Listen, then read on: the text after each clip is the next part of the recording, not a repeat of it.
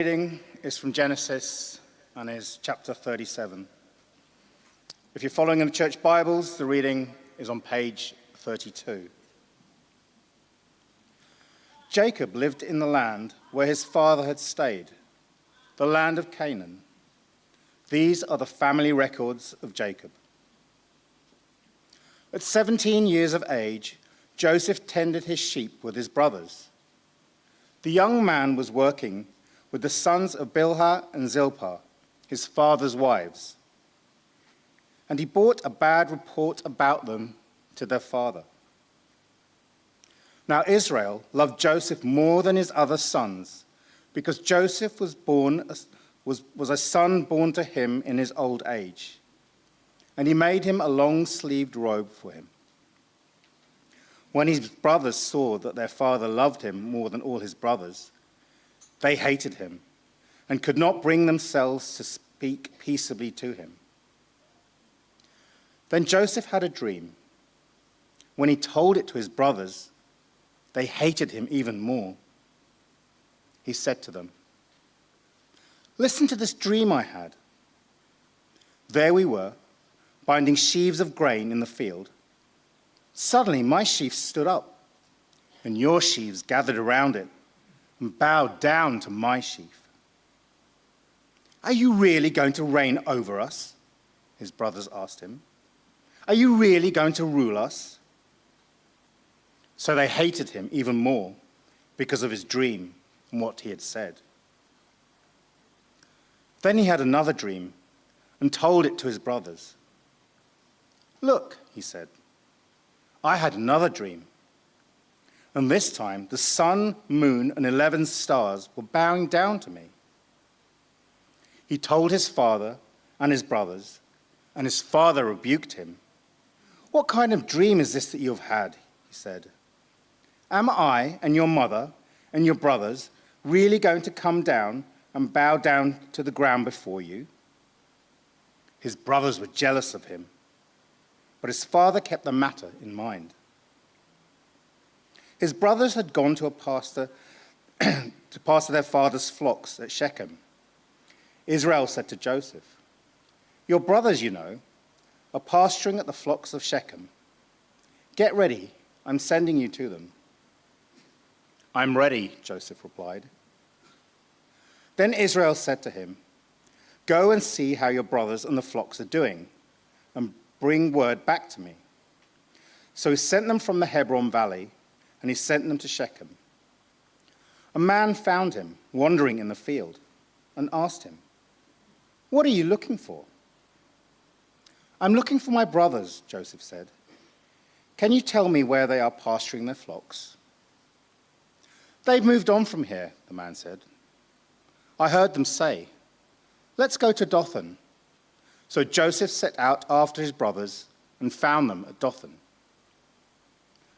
When they saw him in the distance, and before he had reached them, they plotted to kill him. They said to one another, "Oh, look, here comes that dream expert. So now, come on, let's kill him and throw him into one of the pits. We can say that a vicious animal ate him.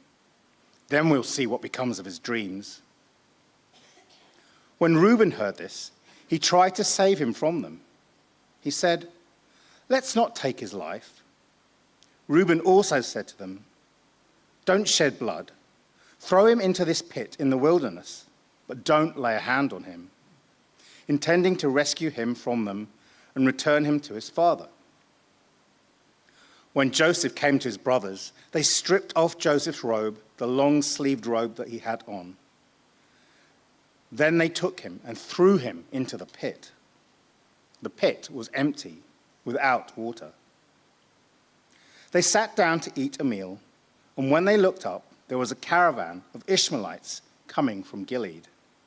Their camels were carrying aromatic gum, balsam, and resin, going down to Egypt. Judah said to his brothers, "What do we gain if we kill our brother and cover up his blood? Come on, let's sell him to the Ishmaelites and not lay a hand on him, for he is our brother, our own flesh."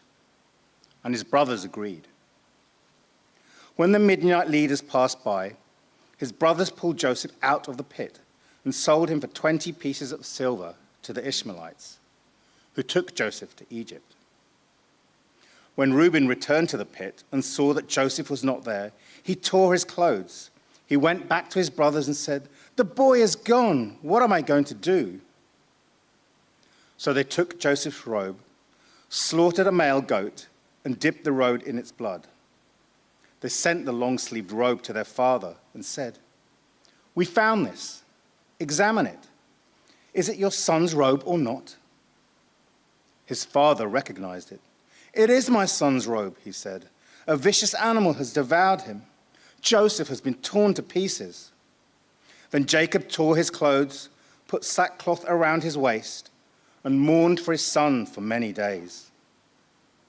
All his sons and daughters tried to comfort him, but he refused to be comforted. "No," he said, "I would go down to Sheol to my son mourning." And his father wept for him.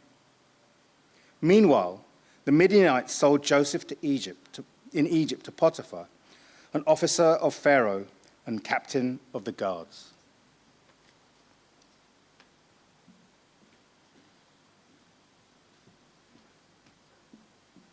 Excellent job. Hey, thanks, Avik. Some great reading, especially reaction of the brothers there. Good morning, everybody. Morena, good to see you. Welcome today. If you're new here today, you've come at a good time. We're starting into a story, a journey on the life of one of the most famous and loved characters of the Bible, the story of Joseph. And indeed, it is a really lovely story. By the way, just before I get going here, as you came in, you might have seen a little handout.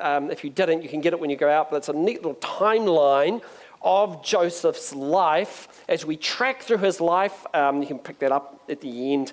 If you're really keen, you can dart out and see if there's any more there on the table. But just taking it through to see where he was at which stage. It doesn't have the chapters of Genesis there, but that's one you can work that out as we go. You might want to keep that handy and bring it with you each week. A writer from the New York Times said, "There is a magnificent story here which exceeds in drama, opulence, and movement that Hollywood has ever dreamed." I think DreamWorks, the movie producers must have thought so. They came out with their big screen edition of Joseph, King of Dreams. They're the same ones who did Prince of Egypt. Some of you saw that, yeah? You see that movie? Yeah, some of you. Well, of course, if you haven't, you'll be familiar with the age-old, timeless Andrew Lloyd Webber's hit musical, Joseph and the Technicolor Dreamcoat. How many of you have seen that produced? Seen that production? You're missing something. Of course, we've got that lead song that you've all heard, or you might not have heard. We've actually got a bit of a sample here, so take it away, team. Let's see if we can hear some of that. Here it comes. Yeah. Here it is. Bit of Caribbean music. Imagine sitting on the beach, sipping on a pina colada, orange juice. Far, far away, someone was weeping. Wait for it. But the world was sleeping. Any dream will do. There it is. Any dream will do. Kind of like the theme that comes through that whole musical. I had a dream this past week. It was a very vivid dream. And in this dream, it was in this huge house. It seemed to just keep going forever. And it was full of people behaving badly, which I don't like, for a start. And then on top of that, it was completely chaotic, and there was mess in every single room, which I like even less. And I kind of like, it's one of those bizarre dreams, right? And I turn around to look at my wife, and she's got an old man's head, and she's bald, And I'm like, what happened to you? You didn't age very well, And so I told Francine this dream. She thought it was hilarious. I did not like that dream at all. I can tell you from experience, any dream will not do. Yeah, that Monday night's dream will not do at all. Okay, that is not what the story of Joseph is about. All right, it's not about dreaming, following your dreams. It's not about an amazing Technicolor coat of some kind, okay? This is a story, actually, about God. And he's a true hero of the story. It's a story about God and his promises for his people. It's about God's providence. God's providence is his hidden and decisive power which works through all people, all circumstances, and all events to bring his promises to fruition. If I could put that all into one sentence, you maybe want to write this down. This is a Peter special here. Here we go, right up front. This covers the entire series. The story of Joseph is about God's providence, ordering all things to fulfill his promises to his people. That's what it is. That's what the main point of the story is. That's what the intention of the author is. And if you don't believe me, I can show you. You're not really supposed to do this when you open a book as you go straight to the end to see what the end is. But in this case, in order to read and understand the Joseph story rightly, we should and we will. So go to Genesis chapter 50 in your Bibles. If you haven't got a Bible on you, we've got a little dark red one under the seat. It's page 46. 4:6, and you can read this with me. Here's the end of the story, or nearly the end. Okay, last chapter of Genesis, and it's Joseph before his brothers, and he makes this incredible statement. It's a beautiful statement. Some of you know it. Verse 20, you planned evil against me. God planned it for good to bring about the present result, the survival of many people. Now, we often quote the first part of that verse. You meant it for evil, God meant it for good. But we forget that last part of the verse, which is so key for this story and for our series, to bring about the present result, the survival of many people. What people? What people is he talking about? The people of Israel, the people of God, right? And you might remember back in Genesis 12, God made a promise to Abraham, a covenant, as we heard shared this morning from the communion table. That was great. And he said to Abraham, Genesis 12, I will make you into a great nation. I will bless you. I will make your name great, and you will be a blessing. And so as we go through the book of Genesis, and as the first readers would have been reading through the book of Genesis, they would have been asking, well, how's he going to do this? How will this nation from this one man come about? And then we see the birth of Isaac, right? The son of promise, who fathers two sons, Jacob and Esau. God chooses Jacob, the youngest, not the oldest, Esau. It's made it very, very, very clear. Paul reiterates in Romans 9, to inherit the promises through which the line or the seed would come through, the promised seed.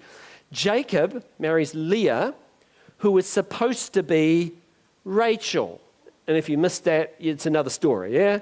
Okay, he ends up marrying the wrong woman. Well, no, Uncle Laban jacked it all up. And then he gets Rachel in on the deal as long as he works there another 7 years. Like I said, it's another story. Right, so there's two wives there. And then they start which is not trouble enough, okay? They start who can make the most babies war, right? And then on top of that, to make it worse, to compound it, they involve their two maidservants, Bilhah and Zilpah. And then it's all on. Okay, it's all on. And the result is 12 boys, 12 sons, which is the 12 tribes of Israel, as you can see up on that little picture there, right? And then they're missing, Dinah, the girl, which is another story. Okay. But the question is, how will God fulfill his promises to Abraham, then to Isaac, and then to Jacob, to produce this nation that God's going to bless? The answer at this point of the story is Joseph. It's Joseph, okay? And that's what this whole story is about. And it soon becomes clear in our story, if we go back to Genesis 37 now, which is back on page 32 of our guest Bibles. Genesis 37, you see verse 3 there, it becomes very evident that Israel, that's another name for Jacob. God renamed Jacob Israel because he would become the nation Israel, okay? Verse 3, now Israel loved Joseph more than his other sons because Joseph was born to him in his old age. Joseph's mother, if you might remember, was who? Rachel, right. And Rachel was Jacob's loved wife. Poor Leah. But Rachel was his favorite. And so the sons were particularly special to Jacob. And being the firstborn, Jacob was the most special son. Okay? But what we find out in the story is that Joseph is not only Jacob's favorite chosen one, Joseph is God's favorite chosen one. Not to do with anything that Joseph is or his character. That's made clear in the Bible. God does not select or choose based on people's performance, but because of his sovereign choice. God, by his sovereign choosing, chooses Joseph from among the 12 to accomplish his purposes for his people. Now, I'm putting things together here, so just follow me. Back in Genesis 15, verse 13, God made his purposes known to Abraham, and he said to him, "Know this for certain, your offspring," what will become the nation Israel, "your offspring will be resident aliens for 400 years in a land that does not belong to them and will be enslaved and oppressed."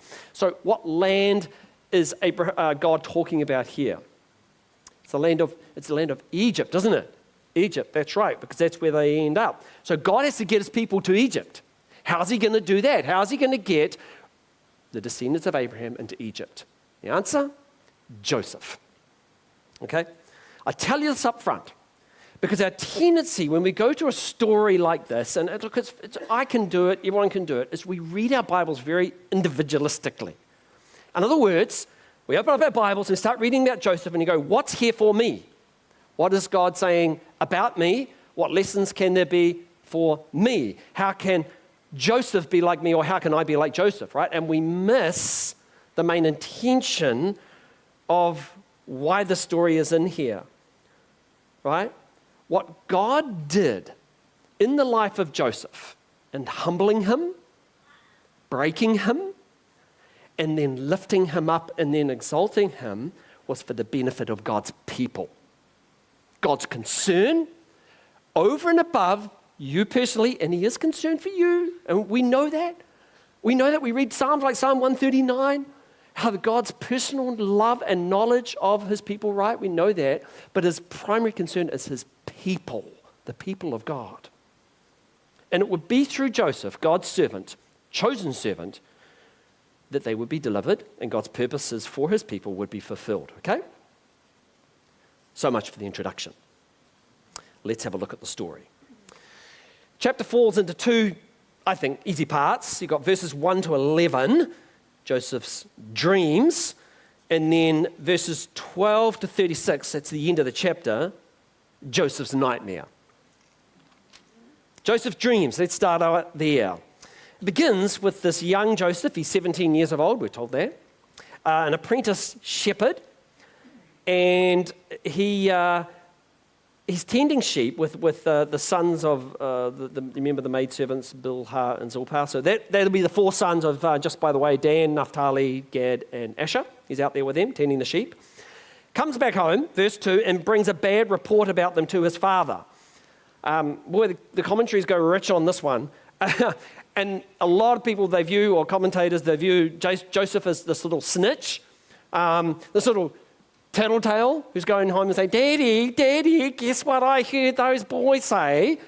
And it sort of paints him in a very bad light early on in the story. And I just would like to question that, because the author gives no intention of that he's some kind of little snitch.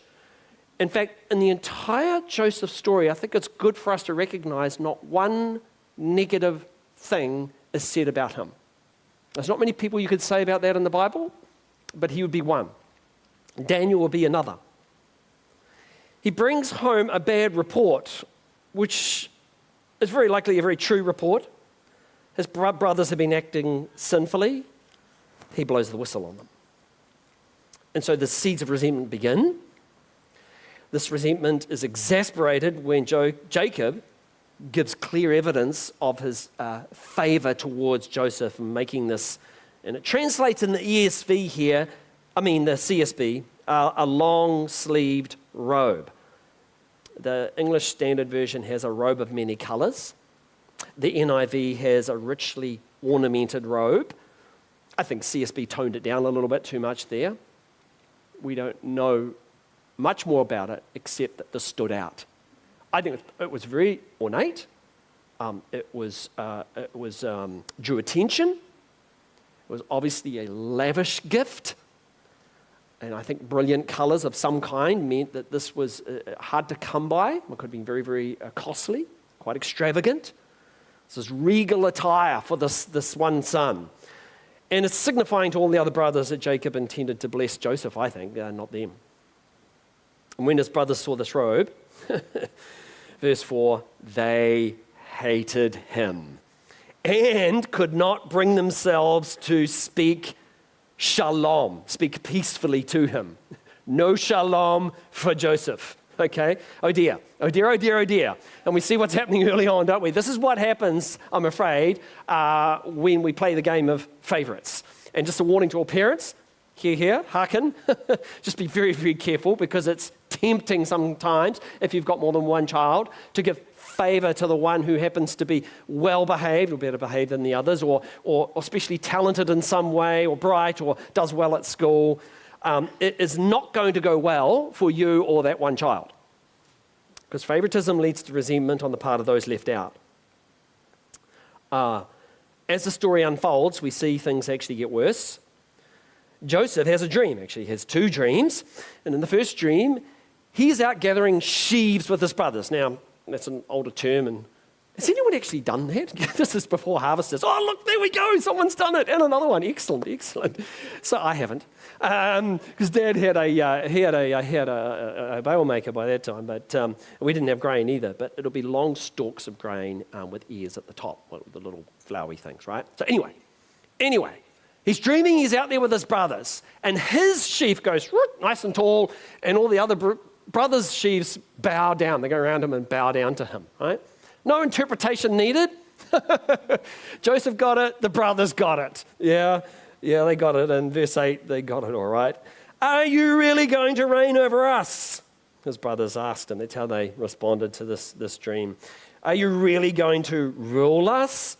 So they hated him even more. Oh dear. The second dream, where the theme shifts from agriculture to astrology, if you like. We've got sun and the moon and some planets, right? Stars. And in this dream, the moon and the sun and the stars are all bowing down to him. No interpretation needed. This is not just the brothers bowing down, it's the father and the mother. It's the whole dang family, giving their thing to Joseph, right? And his father at this point rebukes him even, verse 10. And he says, what kind of dream is this that you have had? Am I and your mother and your brothers really going to come and bow down to the ground before you? Yeah, hide that one away in the back. You mind until we get further on in the series. Very interesting. So, and we read in the very next verse, verse 11, that his brothers were jealous of him, but his father kept the matter in mind.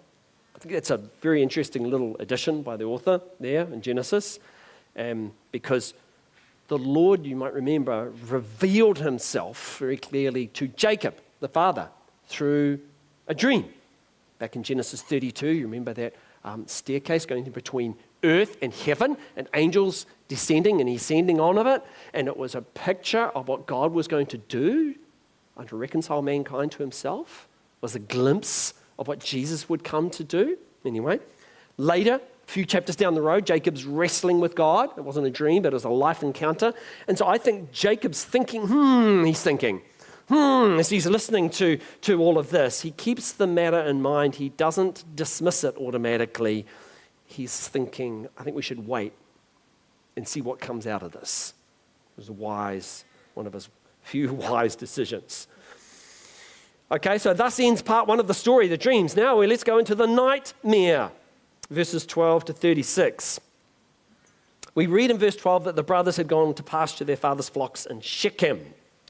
That name is familiar with you if you've been through a Genesis series. That's where that awful incident happened with Dinah being raped. The brothers go and completely massacre the town. Shechem, okay? And Jacob says to him in verse 14, go and see how your brothers and the flocks are doing. And perhaps Jacob remembers the scene and thinks that's not good, safe territory to be in. And then he says, and bring word back to me. Now, just to know a little bit of geography here, this was interesting for some of my study. This is not like Jacob says, can you just go down to the back paddocks, guys, Joseph, and see what the guys are doing? Just on the boundary of the farm there. This is, Shechem's a long way away, 80 kilometers journey, 2 to 3 days walk, very likely. And so he gets there, doesn't find the brothers anywhere. A man's out in the field and asks Joseph who you're looking for. And Joseph says, I'm looking for my brothers. Do you know where they are? And he goes, they're gone to Dothan, another 25 k's away. And he heads off to there. So now he's getting up to about over 100 kilometers away from home. He's going to be very vulnerable, isn't he, if anything goes wrong. Come to verse 18. Now the scene shifts. So the camera lens was on Joseph, watching. And now it's from the perspective of the brothers. The brothers see him coming from a distance, and they see this robe, this bright flowing garment, and that just makes their blood boil. Yeah. Verse 19, oh look, here comes their dreamer. Let's kill him and throw him into one of the pits. Nice. With brothers like that, who needs enemies? Interesting here, by killing him, they think they can do away with their problem. They can do away with this stupid brother and his stupid robe and his stupid dreams. But it won't, will it? Because when we try to do away with a problem like that, the problem is where? Is it actually Joseph? Is that who the problem's with? It's with the brothers, isn't it? And it's their evil hearts. It's their sinful hearts. And actions to do away with a person or a problem or a circumstance when actually it's right inside here is not going to work. It's the heart that needed to be done with. If any killing needed to happen, it was that sin. Yeah? Well, at this point, Reuben, the oldest, steps in, and Reuben likely, I think, being on a little bit of thin ice himself, he's the guy who went and slept with his father's concubine. Nice one, Reuben. And I think that at this point, being the eldest, being the most responsible for Joseph, he doesn't want to be the one held accountable for Jacob's favorite son being murdered. So he steps in to intervene, and he says, let's throw him in a pit. And so they do. They strip the robe off, throw him in a pit. And then, I can't believe this, verse 25, did you pick this up? Then the brothers sit down and have a meal. Have some tucker. They're going to kill him. Then they decide to throw him in a pit, strip him of all his robes. The pit's empty, there's no water, so this is almost like a death sentence out there in the hot weather. And now they sit down to eat. This is really rotten behavior. Actually, it's interesting the author does here, because earlier, back in verse 20, when they were devising this whole plot, they say, we can say a vicious animal or a vicious beast is actually the translation there of the Hebrew. We can say a vicious beast ate him. Who are the vicious beasts doing away with Joseph and eating? Interesting. It gets worse, believe it or not. They're munching away on their KFC or whatever it is they're doing, and they look up and they see these Ishmaelites coming, a bunch of Ishmaelites. All right?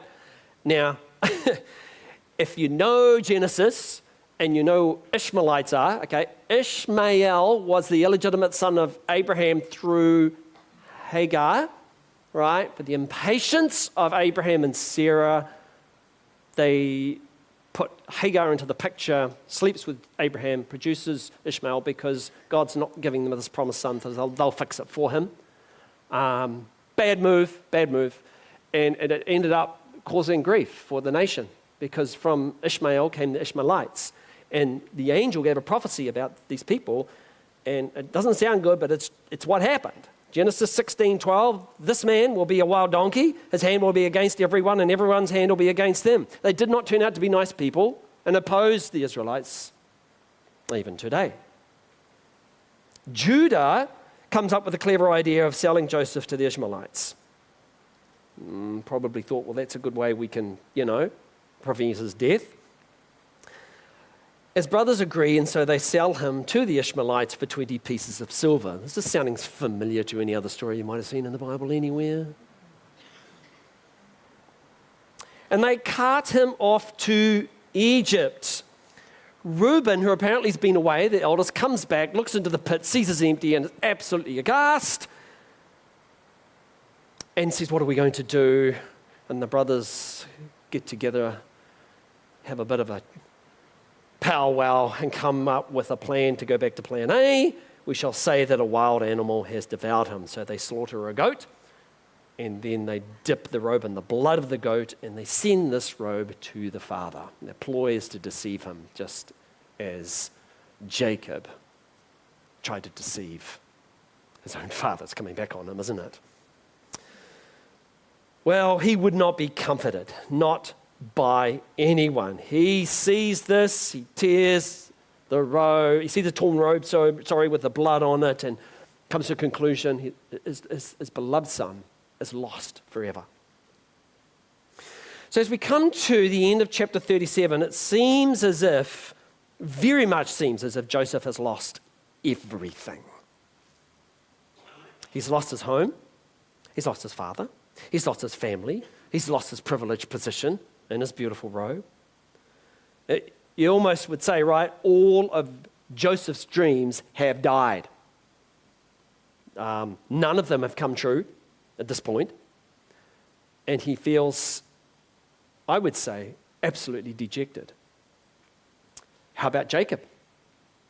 Jacob has also lost, he will feel like he's lost everything with this son. And all his hopes and dreams for Joseph have died. I wonder about you today, that there are hopes and dreams have not eventuated in your life. In fact, they seem to have died. Maybe you feel like Jacob, you're alive, you're breathing, but if you're honest, you don't really, a lot of the time, feel like life is really worth living. Your joy has gone. You refuse to be comforted. No one can comfort you.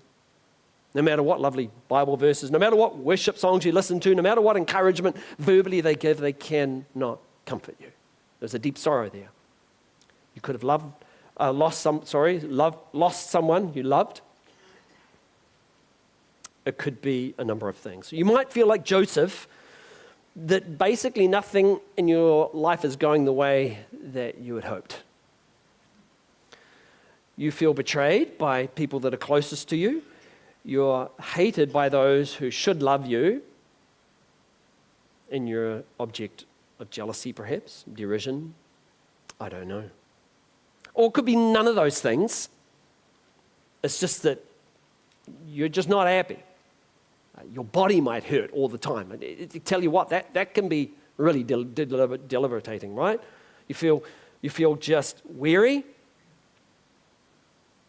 Life's plain hard.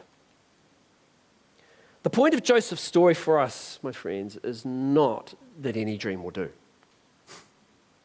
It's not that. It's not that some get lucky and some just don't. The point of the story is that God's promises for his people are secured by his providence. It's Romans 8:28, isn't it? It's God, it's this absolute, steadfast, confident knowledge that God works all things, including bad things, including sinful things, done by others and done by you. God works all things together for the good of those who love God, and don't forget the last part, who are called according to his purpose. And what is his purpose? Romans 8:29, to conform his people to the image of Christ. God is conforming Joseph to the image of his son. That's what's happening here. And so as you think how rotten things are for Joseph and how rotten things are for Jacob, as you think about your pain this morning and your problems and your predicament or whatever it is, I want you to consider three things. I want you to consider these things this week, today, for your comfort. Number one, no matter how dark the circumstances, in your life, God is in control. No matter how dark your circumstances, God is in control. From the planets that are orbiting our Earth and the sun, right, to the blades of grass just out there on the lawn, to all the microscopic cells in your body, including the ones that are not operating the way that they should, God's over it all. He's over everything. Nothing occurs apart from his notice, and that does not fit into his overall plan. Do you think when you watch the headline news or read stuff or whatever, that people like Vladimir Putin or the group of Hamas or even the IDF are derailing God's plan in some way? Do you think the conspiracy theorists of the world are derailing God's plans? Do you think trans activists in New Zealand are derailing God's plans? Are any of these people able to shift God's purposes? Not a chance. Not a chance. Right? Dictators have their plans, demons have their plans, evil people have their plans, the world has their plans. You may have your plans, but God's plans and purposes will prevail for his people always. It's always the way it has been, through thick and thin. It is the way it is now, and it's the way it will be.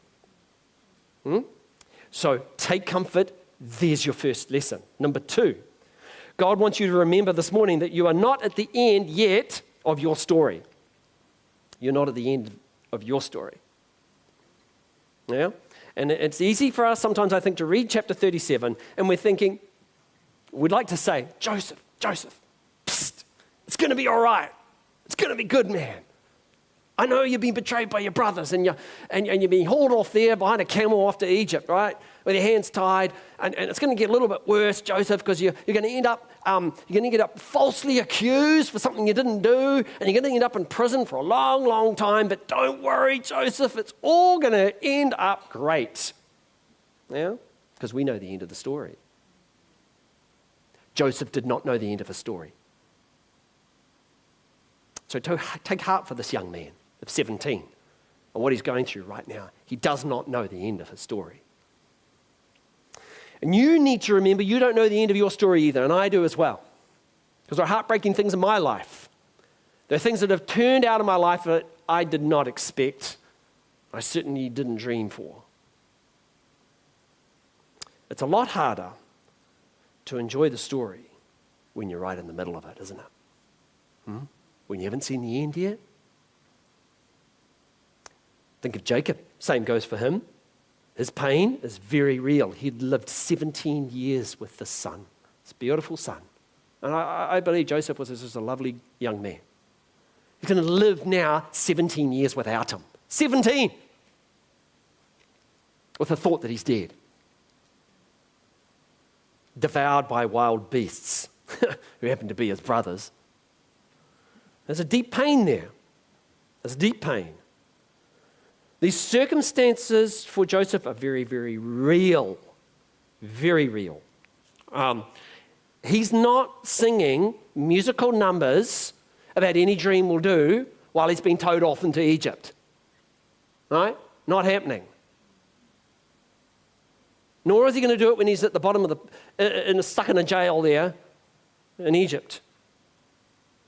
I mean, you can imagine him saying, well, this is all going just according to plan. Phew.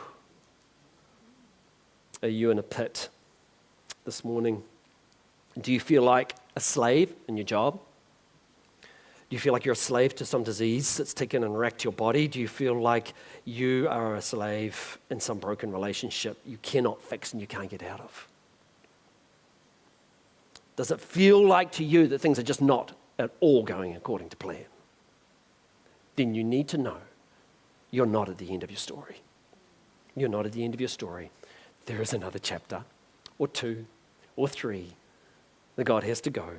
The plan is still unfolding. You can't see how it's going to all fit in together. I can't see on my own life how it's all going to fit in together, but we know from God's promises that it will fit together. Okay? Here's your third lesson. Number 3, this is not just the story of Joseph. This is a more powerful story comes out of here, doesn't it? It's a story of one greater than Joseph, and we know who that is, isn't it? It's a story about Jesus. We've only just begun. This is what's so beautiful here. We've only just begun in this wonderful story, and already we start to see the parallels just come shining out, right? Joseph, the beloved son, robed in glory, think of it, right? Hated by his brothers, but destined to rule over them. Jesus, the beloved son, robed in glory in heaven in eternity past, right? Rejected by his very own and is destined to be king over them. Joseph sent by his father. I wonder if you picked that up. The word sent came out 2 or 3 times. He goes obediently. Jesus sent by his father. He goes obediently to his mission here to rescue mankind. Through his suffering and eventual rise to rulership, Joseph saves God's people, the nation Israel. Jesus, similarly, through his suffering, death, and resurrection, would save God's people. Joseph's brothers conspired to kill him. The chief priests and elders conspired to arrest Jesus by stealth and kill him, Matthew 26:4. As Joseph's brothers sold him for 20 pieces of silver, so Jesus' closest, Judas, sold him for 30 pieces of silver, Matthew 26. As Joseph suffered in silence, and we're given every indication he suffered in silence, so Jesus suffered silently. As God used the evil deeds of Joseph's brothers to save and rescue and deliver his people, so God used the evil deeds of Jesus' brothers, his own clan, to save his people. Jesus is the greater Joseph. Joseph ends up saving Israel from death through famine, but Jesus saves God's people from eternal death and damnation caused by sin. So, however bleak things may seem right now, if you are a believer in Jesus, you know how the story is going to eventually end. And it's all good because Jesus wins. And because you belong to him and because you're in him, you end up winning too. In fact, so much so that the New Testament says that you will reign with him. This greater Joseph is coming back. The dead in Christ will rise. Those alive are going to be changed in the twinkling of an eye.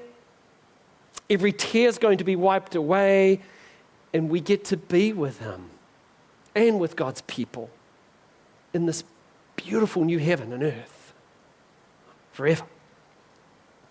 So, yeah, feel like you're stuck at the bottom of the pit. You might be. Feel like you're a slave in Potiphar's house. You're not where you want to be right now, but you will in the end. I want to ask the worship team to come up. We're pushing the boundary a bit here, just watching my time. But I think it'll be really fitting. We're going to, Jason, we're going to do King of Kings. That is going to really, really help wind this up. If you don't know Jesus, it's my last word for you this morning. If you're here this morning, you don't know him as your personal Savior. That is, you haven't asked Jesus to come into your life and take away your sin and come and fix everything that's broken and give him, right, control of your life. I know that's a hard thing. You even find it hard to let anybody else control you, but this is scary. But he's a wonderful king. Oh, he's so gentle. If you don't know him, you actually don't know what you're missing. And I don't say that lightly. God offers you through his gospel, his good news going out to all the world, all nations, everywhere, even as I speak. He offers you eternal life and forgiveness of sins and a place with God's people if you would submit to him and turn from your life of self and your life of sin. God will undo the wrongs, the curse which is on the world through sin that affects you bodily, mentally, emotionally, will be reversed. And God will undo the horrid stuff piece by piece and put you together again. You can be assured that no matter what deep pain you experience right now, the moment you give your life to Jesus, there is a happy ending with God's people. Okay? You cannot guarantee that in anything else in this world in your life, but you can guarantee that because of the promises God never, ever, ever fail. Not every dream will do. But God's dreams and plans always come true. And that's the hope for all God's people. Just stand with me. Let's sing this